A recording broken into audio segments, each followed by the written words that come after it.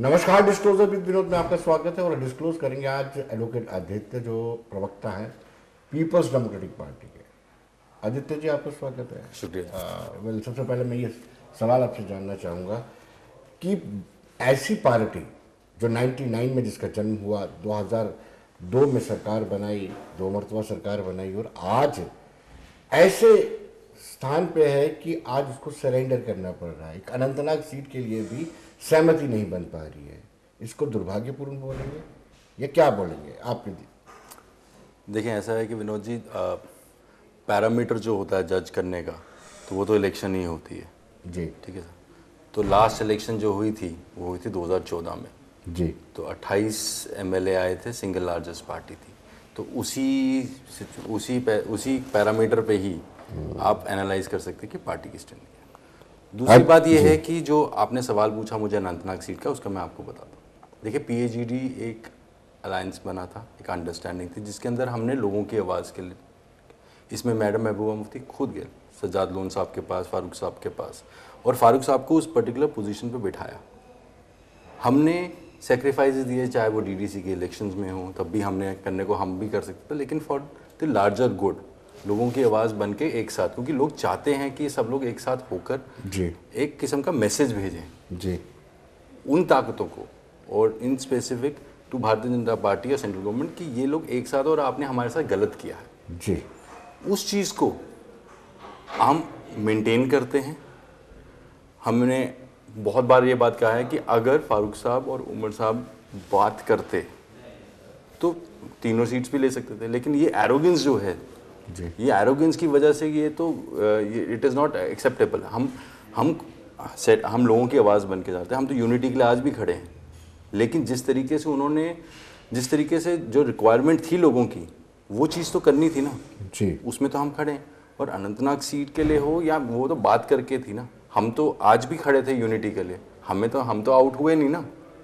तो ये सवाल हमसे पूछना, चलिए, आपने लार्जर इंटरेस्ट के लिए सेक्रीफाइस भी किया, लेकिन सरेंडर करना और सेक्रीफाइस करना, इसमें दो अलग-अलग अंतर है। आपने 2014 के इलेक्शन का जिक्र किया, 2019 के इलेक्शन का जिक्र नहीं किया। आपकी जो सीट है अनंतनाग, पैक्ट सीट है, फेवरेट सीट है, आपका जनाधार भी है। हसनैन मसूदी एनसी की टिकट से जीत जाते हैं।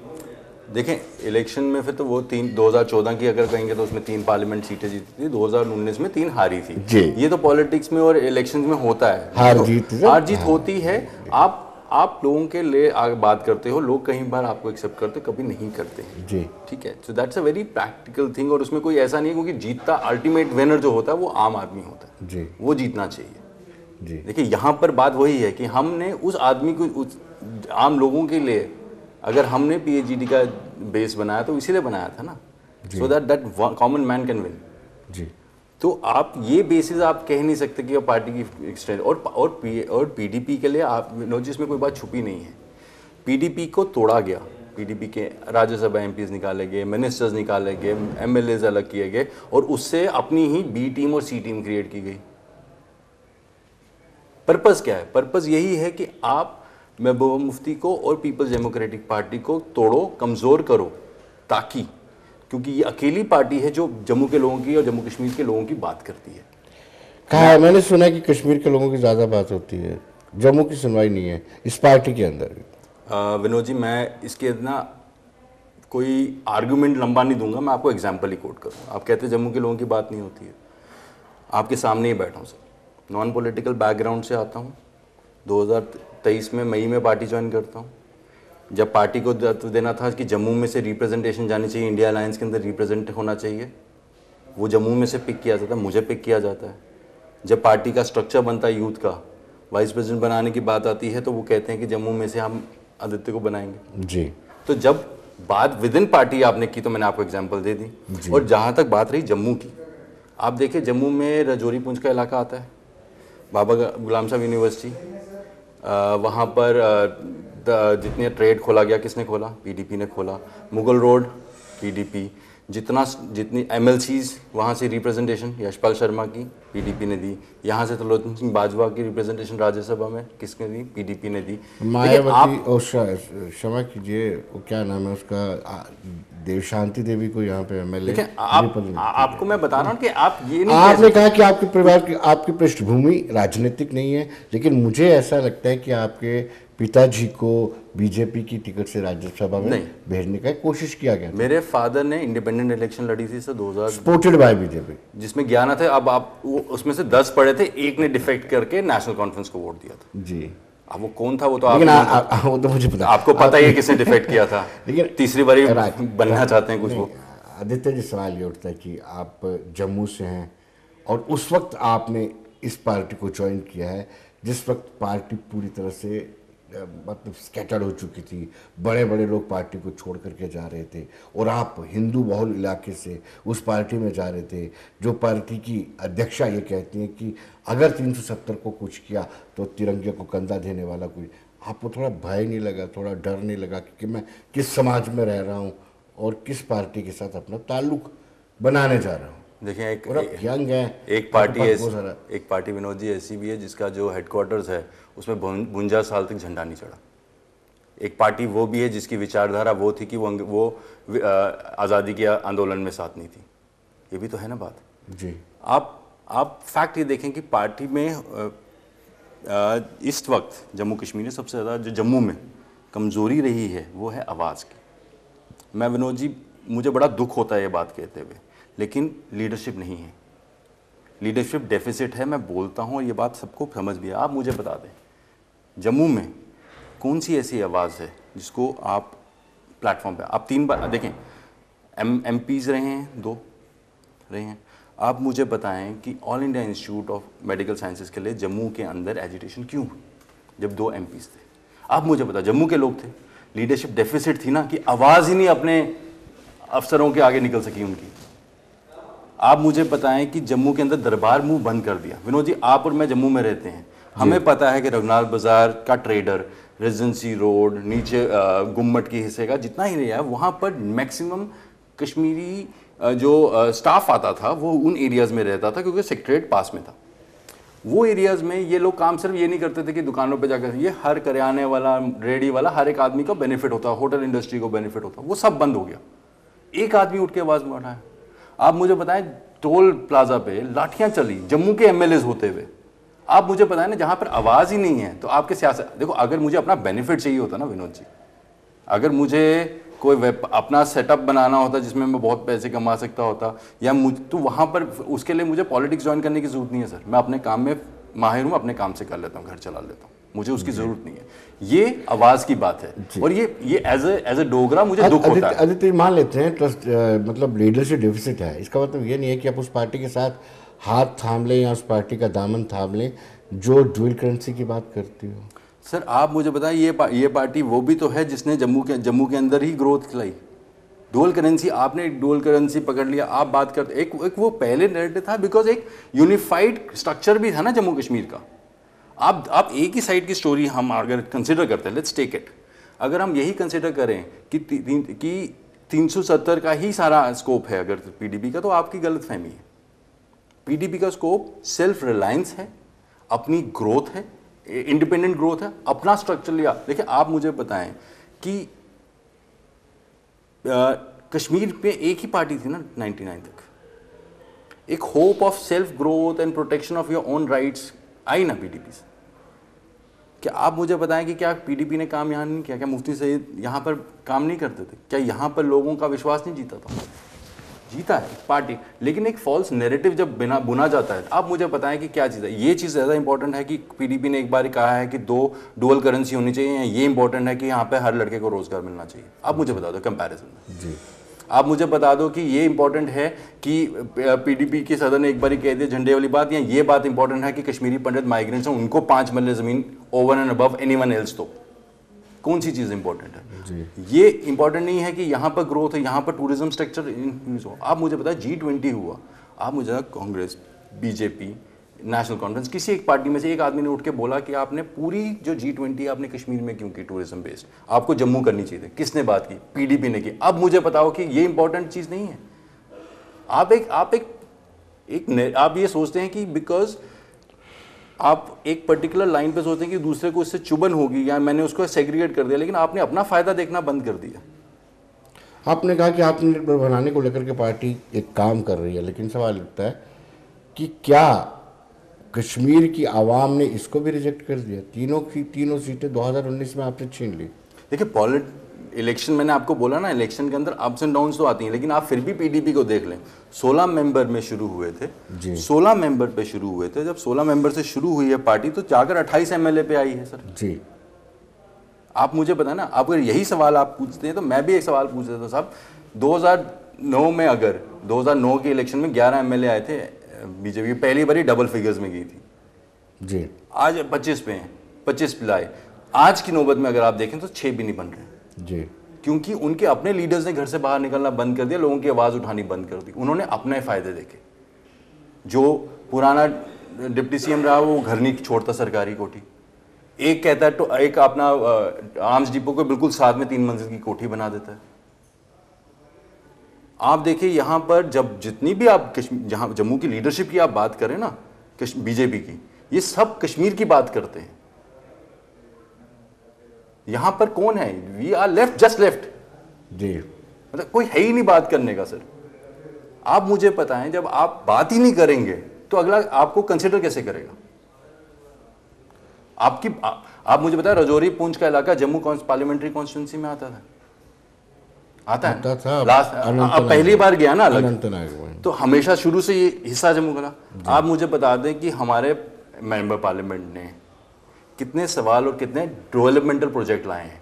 देखो, एमपी ने नाली नहीं बनानी होती, एमपी ने प्रोजेक्ट लाना होता जो इंस्टॉल किया, जैसे जनरेशन ऑफ इकोनॉमी होती है। आप मुझे एक प्रोजेक्ट बता दें हमारे जम्मू के दोनों एमपीज के जिसमें एम्प्लॉयमेंट जनरेट हुई है। एम्स मत बोलिएगा, आप मुझे IIM मत बोलिएगा, बिकॉज IIT में हमारा राइट जो है with regard to tender of canteen रह गया हुआ है। आज ट्रेन जा रही है श्रीनगर, डेवलपमेंट है, लेकिन जम्मू नया पठानकोट बनने वाला है। क्या परिवार वाले विरोध करते हैं कि कौन सी पार्टी ज्वाइन कर ली? क्या आपके मित्र आपको सजेस्ट करते हैं? कभी देखिए ऐसा हुआ, जब मैंने ज्वाइन की थी पीडीपी, तो मैंने जो सबसे ज़्यादा इंपॉर्टेंट मैटर करते थे, फादर और वाइफ दोनों से पूरे खुल के बात की थी और दोनों ने इस बात को सपोर्ट किया था। दोस्तों ने कुछ ने इनिशियली ये सवाल उठाया था, जो बहुत लोगों ने उठाया था, कि तुम बोलोगे नहीं, तुम्हें स्पेस नहीं मिलेगी, तुम्हें बोलने की इजाज़त नहीं मिलेगी, तुम कश्मीर और जम्मू के बीच में डिफरेंस नहीं कर पाओगे। 8 महीने 9 महीने के बाद उनको अगर कोई भी बात होती है जिसमें जम्मू की बात उठानी होती है, मुझे फ़ोन आता है, मुझे व्हाट्सएप पे आता है, कितने दोस्त यहाँ पे, कितने लोग आगे दूसरी पार्टी से मुझे भेजते हैं कि हम नहीं बोल सकता, देते तुम बोल दो जी। तो उनको तो ये बात होगी ना, आवाज़ तो निकाल ली ना जी। क्योंकि जो लोग, देखिए विनोद जी, पहले आवाज़ें थी, रिसेंटली तक थी आवाज़, बहुत लोगों ने जम्मू जम्मू के नारे लगाए में, लेकिन जब उनका बेनिफिट, अपना पर्सनल बेनिफिट और जम्मू के बेनिफिट के बीच में बात आई, उन्होंने अपना पर्सनल बेनिफिट चूज किया और पार्टियां शिफ्ट कर ली, आवाज़ ही खत्म कर दी। आदित्य, क्या लगता है कि कॉन्स्पिरेसी के तहत पार्टी को तोड़ा गया? बड़े बड़े नेता दूसरी पार्टी में चले गए, फिर दूसरी जमातें बनाई उन्हें, आप मुझे क्या डर था? आप मुझे केंद्र यूनियन गवर्नमेंट को क्या पीपल्स डेमोक्रेटिक पार्टी से डर था? देखिए, केंद्र सरकार को ना लोगों की आवाज़ से डर लगता है, लोगों की आवाज़ दबाती है जी। चाहे, देखिए हमारी सदर हमेशा बोलती हैं कि जो जम्मू में होता है, जम्मू कश्मीर में होता है, वही एक टेस्ट लेबॉरेटरी है, वो बाद में बाकी देश में लगाया जाता है। यहाँ पर किसी भी आवाज़ को दबाने की कोशिश की गई।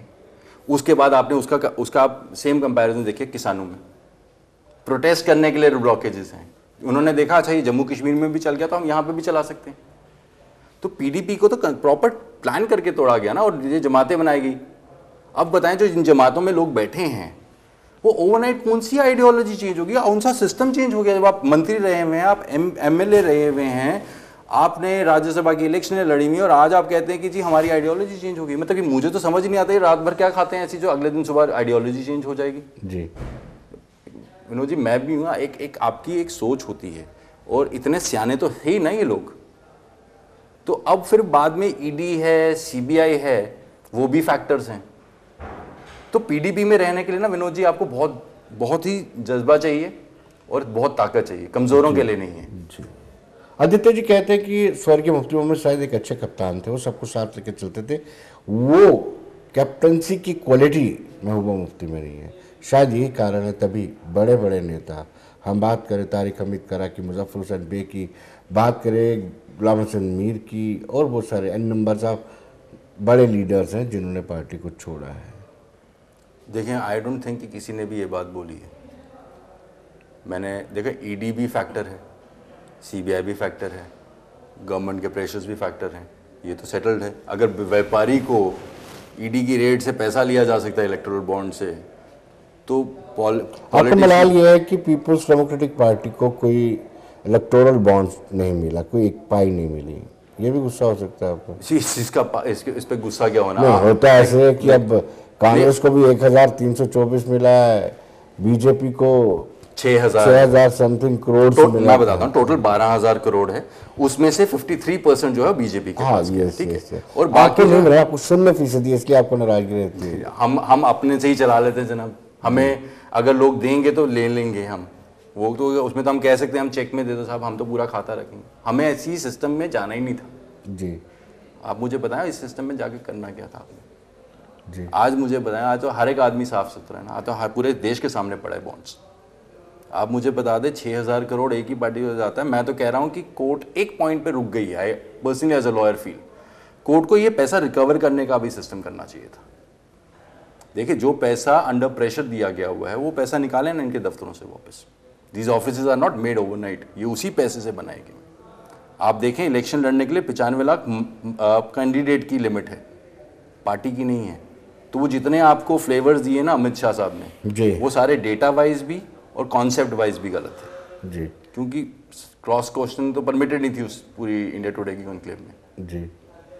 क्या आदित्य आपको लगता है कि आप सेक्रीफाइस करेंगे, किसी भी सीट पे इलेक्शन नहीं लड़ेंगे, क्योंकि आप बड़े काज के लिए जा रहे हैं, आपको रोकना है, बीजेपी के विजय रथ को रोकना है, लेकिन कैडर क्या करेगा?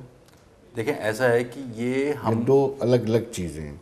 सेक्रीफाइस ठीक है, आप बलिदान देना चाहते हैं, लेकिन कैडर की भी बड़ी तवक्को रहती है, उम्मीद रहती है। देखिए विनोद जी, मैंने बहुत बार ये बात बोली कि कार्डर को भी ये बात समझता है, क्योंकि कार्डर ज़मीन से जुड़ा हुआ है, कार्डर ये बात समझता है। और ये बात हमेशा कभी भी ऐसी नहीं, क्योंकि महबूब जी ने हमेशा ही ये बात बोली है। और कार्डर से, वर्कर से जब भी मिली हैं, उनसे वर्कर्स ने खुद पूछा है, तो उन्होंने बोला है कि हम लोगों के लिए खड़े हैं, उनकी आवाज़ है। लेकिन मैंने आपको बोला ना कि we can not be taken for a ride. अगर आप ही डिसाइड कर लेंगे कि लोगों की आवाज़ को तोड़ना है, तो फिर हम लोगों की आवाज़ के लिए खड़े होंगे। सी, आप अपनी एरोगेंस से चीज़ें नहीं कर सकते जी। आपको ये चीज़ समझनी पड़ेगी कि महबूबा मुफ्ती ने और पीडीपी ने जम्मू कश्मीर की रियासत में लोगों के लिए बहुत कुछ किया। और महबूबा मुफ्ती और पीडीपी गवर्नमेंट एक ऐसी है जिसने एक्सक्लूसिविटी औरतों के लिए किया। अगर आपको याद हो, स्टैम्प ड्यूटी माफ की, स्कूटीज दी गई थी, वुमेन बस, वुमेन बटालियंस भी सैंक्शन हुई थी। देखिए, ये सब कुछ कहाँ, आप मुझे बता दें, काउंट कर लें आप पूरे में, कभी हुआ? आज की ज़माने में जी ओल्ड एज पेंशन बंद हो गई भी है, वो भी चलाई थी हमने। जब वो स्कीम सब कुछ चलता है, सब कुछ सिस्टम होता है, तो फिर आप कैसे कह सकते हैं कि we are a weaker one? और आप ये कहना सेकंड पार्टी, थर्ड पार्टी, यार ये तो this is no way, this is your arrogance. Kashmir में लोगों को पीपल्स डेमोक्रेटिक पार्टी के साथ रेजिमेंट इस बात की है कि क्यों हाथ मिला गया, बीजेपी के साथ मिलकर के सरकार क्यों बनाई, और बीजेपी के साथ हाथ मिलाने के बाद ही 370 में छेड़खानी हुई, संशोधन हुआ, 35 ईयर अपील हुआ। ये कश्मीर की आवाम कहती है, यूथ भी कहते हैं। देखें, ऐसा है, मैं दो चीज़ें, मैं आपको दो, जब भी ये बात होती है ना कि अलायंस वाली, तो मेरे को एक ही चीज़ समझ नहीं आती। आप मुझे बताएं, 28 सीटें पीडीपी को आती हैं कश्मीर से, जम्मू से 25 आती हैं। मुझे समझ नहीं आता कि जम्मू में सवाल क्यों उठाया जाता है इस बात पे। आपको तो नुमाइंदगी मिली थी, मंत्री मिले, आपके पास पहली बारी जो आप कहते थे कि कश्मीर वर्सेस जम्मू है, उसको ब्रिज करके दिया गया। जब आप फेल हो गए तो आपने एक नैरेटिव रन करना शुरू कर दिया। और आप मुझे बताएं कि क्या नुमाइंदगी नहीं देनी चाहिए जम्मू? क्या जम्मू के लोग और कश्मीर के लोग अलग हैं? रियासत जम्मू कश्मीर के बराबर के लोग नहीं थे? क्या हक हकूक बराबर नहीं थे? जब वो सब कुछ बराबर था तो एक किस्म का एक प्लेटफॉर्म मिला था जम्मू की लीडरशिप को उस वक्त कि जम्मू की तरक्की की जाए। जी। और इसकी वजह से, और साथ में बात दूसरी फैक्चुअली इनकरेक्ट है, क्योंकि क्या है कि सरकार गिर गई थी 2017 में। 2019 में जाकर सर पार्लियामेंट के इलेक्शन के बाद में 370 के। आप मुझे बता दें कि आज तक पिछले 2019 से लेकर, जब से पीडीपी की नुमाइंदगी नहीं है पार्लियामेंट में, 2019 से लेकर 2024 तक 3 एमपी थे ना कश्मीर से, और जम्मू से 2। आप मुझे बता दें जम्मू कश्मीर की आवाज़ किसने उठाई? जी। महबूबा मुफ्ती की आवाज़ ज़्यादा गूंजी है पार्लियामेंट के बाहर। जब यहाँ पे पीला पंजा चल रहा था, महबूबा मुफ्ती ने प्रोटेस्ट किया तो वो बंद हुआ। वो आवाज़ अंदर बैठे हुए एमपीज़ की नहीं थी। मुझे वो बता तो क्लेम करते हैं, गुलाम नबी आज़ाद कहते हैं, अल्ताफ बुखारी कहते हैं कि मैंने बंद करवाया था। वो जो लेट नाइट मीटिंग्स हो सकती हैं उसमें की हो दोनों ने, वो अलग बात है। अब obviously B team will have access. हम तो लोगों की आवाज़ उठाने के लिए पार्लियामेंट के बाहर गए ना, क्या पार्लियामेंट के अंदर बैठे हुए लोग आज़ाद साहब क्या बात करते हैं? लेट नाइट मीटिंग का जिक्र तो महबूबा जी के साथ भी चलता है। अगर जिक्र चलता होता तो फैक्चुअली बोलते कोई। वो तो आपस में कन्फ्लिक्ट डाल रहे हैं। वो तो मैंने तो कहा नहीं ना, आपने मुझे बोला अल्ताफ साहब ने और आज़ाद साहब ने कहा, तो वो अब उनके ऊपर एलिगेशन वही कहते हैं कि वो लेट नाइट मीटिंग से उतना पीएमओ का एक्सेस तो उन्हीं के पास है।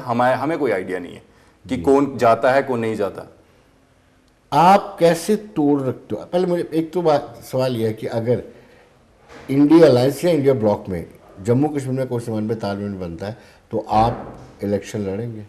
ये बहुत बड़ा सवाल है कि आप छोड़ देंगे। नहीं, अगर अंडरस्टैंडिंग इंडिया ब्लॉक में जम्मू कश्मीर की 5 सीटों को लेकर के समन्वय तालमेल कोऑर्डिनेशन नहीं होता है तो पार्टी के पास क्या ऑप्शन रहेगा? देखिए मैं विनोद जी, आपको टू बी वेरी ऑनेस्ट, अगर आप मेरे से पूछेंगे तो मैं तो यही कहूंगा कि I am not the one who will make this call. इसके लिए स्पेसिफिक 4 आदमी हैं, 4 या 5 आदमी लोग हैं। हाँ, बोर्ड सवाल है। अगर आप मुझे पूछेंगे, हाँ इलेक्शन लड़ेंगे। देखो सियासत है। कारण देखो एक तरफ आप बड़ा सेक्रीफाइस कर रहे हैं कि हाँ बलिदान हम देंगे, हम नहीं लड़ेंगे क्योंकि हमने मोदी के विजय रथ को रोकना है, लगाम खींचनी है। नहीं, इसमें 2 चीज़ें जी। पहली चीज़ ये है कि हम बाहर नहीं निकले। There is no U turn from PDP. पहले दिन से आज तक पीडीपी का कोई यू टर्न नहीं है। पीडीपी आज भी कहती है यूनिटी के लिए, बट मैंने आपको पहले भी कहा ना, not at the cost of our self respect. ठीक है। दूसरी बात यह है कि ये जो इंडिया अलायंस है ना, ये मोदी को रोकने के लिए नहीं है। ये संविधान को बचाने के लिए है, डेमोक्रेसी को बचाने के लिए। नहीं, एक एंटरप्राइज जो किकबैक्स पे चलता है थ्रू इलेक्टोरल बॉन्ड्स, इससे ज़्यादा करप्ट सिस्टम हिंदुस्तान की हिस्ट्री में आज तक कभी नहीं हुआ। आप मुझे बताएं, होम मिनिस्टर और प्राइम मिनिस्टर, होम मिनिस्टर कहते हैं कि अगर इलेक्टोरल बॉन्ड्स का खाता बाहर आ जाएगा तो बाकी पार्टीज़ को दिक्कत हो जाएगी। हमें कोई दिक्कत नहीं, साहब खोल के दिखाओ। एसबीआई को कभी आप टूल यूज, आपने लॉयर्स की क्वालिटी देखी है? आप देख रहे हैं? आप क्या वो रामदेव के लिए भी देख लें, आप इलेक्टोरल बॉन्ड्स में देख लें, you will find same set of people. ये एक एंटरप्राइज है विनोद जी। अगर ये they get the third term जी, it will be very regretful for you, because ये अपनी inspiration Germany, Russia, China, Tunisia इनसे लेते हैं। ये वो, लेकिन इनका तो अब स्लोगन है कि 370 से पार, 400 से पार। अगर इतना ही कॉन्फिडेंस है तो अगर इतना ही प्रिजम्पटिवली फाइनल हो गया हुआ है तो फिर इलेक्शन क्यों करवा रहे हो? जी। और आप मेरे को बताएं, अगर 400 पार का होता तो विनोद जी, राम मंदिर का आपने कोशिश करते पॉलिटिसाइज करने की, आप यूसीसी की पॉलिटिसाइज करने की कोशिश करती, आप सीएए करने की कोशिश करते, आप शक्ति के नाम पे ढिंढोरा पीटते। ये भूल गए कि मणिपुर में जो हुआ वो भी तो शक्ति ही थी। उस टाइम पे शक्ति कहाँ गई? क्या कभी प्रधानमंत्री ने उठ के बोला कि मैं अपनी शक्ति, अपनी जान कुर्बान कर दूंगा कि देश में पोल्यूशन कम कर दूंगा, मैं इसके लिए मैं अपनी जान, कभी उठकर कभी उन्होंने बोला कि मैं सारी की सारी अनएम्प्लॉयमेंट हटा दूंगा, इसके लिए जान निछावर करता? वो उनकी जान निछावर होती है अपने दोस्तों के लिए और अपने एंटरप्राइज। एडवोकेट आदित्य क्या सोचते हैं कि ये 2004 वाला माहौल बना हुआ है जिसमें बीजेपी को और एनडीए को पूरा भरोसा था और इंडिया शाइनिंग की बात चल रही थी? आपका तजुर्बा क्या कहता है? देखिए, मैं डिसरिस्पेक्ट नहीं करूंगा वाजपेयी साहब की जब मैं कंपैरिजन दोनों का करूंगा। देखिए वाजपेयी साहब ने अगर इंडिया शाइनिंग एक कैंपेन चलाई थी तो वो काम पे चलाई थी। ये धर्म की मार्केट चला रहे हैं। मेरे को शर्मिंदगी होती है क्योंकि मेरे धर्म की ब्रांडिंग हो रही है फॉर नो रीजन। हमारे भगवान हैं, आपने क्या आपने एक वो बना दिया हुआ टूल कि कोई भी कुछ भी बात करेगा, क्योंकि आप पॉलिटिसाइज करते हो तो इसलिए दूसरों को मौका मिलता है कि उसके ऊपर उंगली उठाने का। मतलब ऐसा वो हम उसको लाएंगे जो राम लाए थे, मतलब what nonsense are you talking about. आज के ज़माने में आप ये आदमी वो है जिसके पास करने को कुछ नहीं, दे देना खाता आपने। देखो 2 करोड़ नौकरी हर साल थी, आज के हिसाब से कितनी बनती उतनी नौकरी का हिसाब दे दो, गारंटीज जितनी दी थी उसका हिसाब दे दो। उसके ऊपर इलेक्शन तो उन चीज़ों पे होती है ना। तो जब आपने कहा ना कि 2004 और 2024 में, मैं आपको कंपैरिजन स्ट्रेट देता हूँ। वाजपेयी साहब ने अपने काम के ऊपर की थी, was not accepted by people, changes हुई। ये धर्म के नाम पे राजनीति कर, इसने इसे लोगों का स्टैंडर्ड से कोई तोड़ है? जो वो बात करते रहे राम मंदिर की 370 की बात कर रहे, CAA की बात करते हैं, ट्रिपल तलाक की बात करते हैं, 33% रिजर्वेशन फॉर वुमेन, इन सब की बात करते हैं, उसका आपके पास तोड़ है? क्योंकि वो माहिर हैं पोलराइजेशन करने में। देखो आप उसमें आपको पोलराइजेशन का पी भी पता नहीं है, या फिर होगा भी तो कुछ दिन में आप करते रहेंगे। विनोद जी, आप मेरे से थोड़ा सा कोऑपरेट करोगे, मैं आपको एक इंस्टेंस, एक छोटी सी एग्जांपल देकर। विनोद जी, आपके हिसाब से बच्चों की जो एजुकेशन होती है गांव में, प्राइमरी स्कूल होना चाहिए नहीं होना चाहिए? हर गांव में होना चाहिए, क्यों नहीं? हेल्थ इंफ्रास्ट्रक्चर होना चाहिए आपके शहर में? डेफिनेटली। मैं जम्मू की बात करूँ, होना चाहिए। We should have a heavier. हमारे यहाँ पर प्ले फील्ड होनी चाहिए, हमारे यहाँ पे इंडस्ट्रियल ग्रोथ होनी चाहिए, हमारे यहाँ पे अनएम्प्लॉयमेंट रेट, मतलब पेपर्स लीक ना हो, ये होना चाहिए सिस्टमेटिकली। हमारे यहाँ पे पढ़ाई का जो स्टैंडर्ड है वो बेटर होना चाहिए। अब विनोद जी, मैं आपकी जो ये सामने एक इलस्ट्रेशन देकर आपके लोगों को, श्रोताओं को पूछता हूँ कि अगले पिछले साल 2019 में क्या आपने इनमें से किसी चीज़ के लिए वोट डाला था? क्या 2014 में इनमें से किसी चीज़ के लिए वोट डाला था? जब आप खुद ही नहीं उठ रहे हैं अपनी चीजों के लिए जिसके लिए आपका वोट की रिक्वायरमेंट है, तो आपको ये चीजें मिलेंगी कैसे? आपकी पार्टी ने कभी इस पर वोट मांगा? आदित्य गुप्ता आज बैठ के आपके सामने बोल रहा, अगर बीजेपी में हिम्मत है तो बोलते हैं ये बात जी। किसी और पॉलिटिकल पार्टी के अंदर अगर ये बात है कि वो उठ के लोगों को कहे कि साहब आप ये मत देखना कि कौन सी पार्टी का मैं नुमाइंदा, आप ये देखना कि क्या मैं काम करने के, क्या मैं आपसे वोट किस चीज पे मांग रहा हूं, क्या मैं आपसे वोट मांग रहा हूं आपके धर्म पे। मैं आपको कह रहा हूं कि आप जब तक अपने वोट की अकाउंटेबिलिटी नहीं बनाएंगे साहब, आप खुद जागरूक नहीं होंगे, तो कैसे आप समाज बदलेगा? आप कह रहे हैं ना पोलराइजेशन का पी नहीं पता, मुझे पोलराइजेशन में घुसना नहीं है साहब। मैं देश के लोगों को पूछ रहा हूं कि आपको दोनों में से क्या चाहिए? अगर आपको पोलराइजेशन चाहिए तो साहब फिर नौकरी लड़के के लिए मत मांगो। फिर कैसे, कौन आपके लिए अगर आप अपने लिए खड़े नहीं। This is Gandhian system. जब चंपारण से गांधी जी निकले थे तो वो पहले दिन ही उठ के निकल गए थे कि भाई देश खाली करो अंग्रेजों को कहने। चंपारण से मूवमेंट शुरू हुई थी, लोगों को यह एहसास दिलाया गया था कि आप इंपॉर्टेंट हैं। जब आप खुद इंपॉर्टेंट है फिर नारे निकले, फिर वो एक पूरा सिस्टम बना जिसके अंदर देश से अंग्रेजों को निकाला गया, जिसमें से आरएसएस एग्री नहीं करती थी जी। जब तक आप खुद अपने आप को ग्रो नहीं करेंगे तो कैसे होगा साहब? अकेले political party can not turn your fortunes upside down. ये तो आप खुद देख लेना। तो आपको लगता है कि लेवल प्लेइंग फील्ड प्रोवाइड कर पाएगा इलेक्शन कमीशन ऑफ इंडिया? इस सभी सियासी जमातों को पूरा अवसर दिया जाएगा? किसी ने, मैंने इलेक्शन कमीशन की वो देखी थी मैंने प्रेस कॉन्फ्रेंस जी, किसी ने पूछा कि साहब वो ईवीएम्स के ऊपर सवाल, जवाब आया कि मैंने पूरी रात बैठ के ये शायरी लिखी है। तो अब मैं आपको क्या जवाब दूं? प्रेस कॉन्फ्रेंस में journalist asked a very specific question कि प्राइम मिनिस्टर अगेंस्ट कंप्लेंट्स होती हैं, क्या उसी तरीके से लेवल प्लेइंग फील्ड आपकी जब ऑपोजिशन के कैंडिडेट के खिलाफ होती है, क्या वो प्राइम मिनिस्टर के वायलेशन में भी लेवल प्लेइंग फील्ड आएगी नहीं आएगी? जवाब आया आपको, वो जवाब का स्किप ही कर दिया गया। तो मैं क्या, इतना तो हम सब देखते हैं, हम सब समझते हैं चीज़ की। जी जी आदित्य जी, बहुत बहुत शुक्रिया आपका। हमारे स्टूडेंट समय इजाज़त नहीं दे रहा है, सवाल बहुत ज़्यादा था। Thank you very much. शुक्रिया। तो दर्शकों बने रहिए देश दुनिया की खबरों के लिए और मुझे दीजिए इजाज़त। नमस्कार।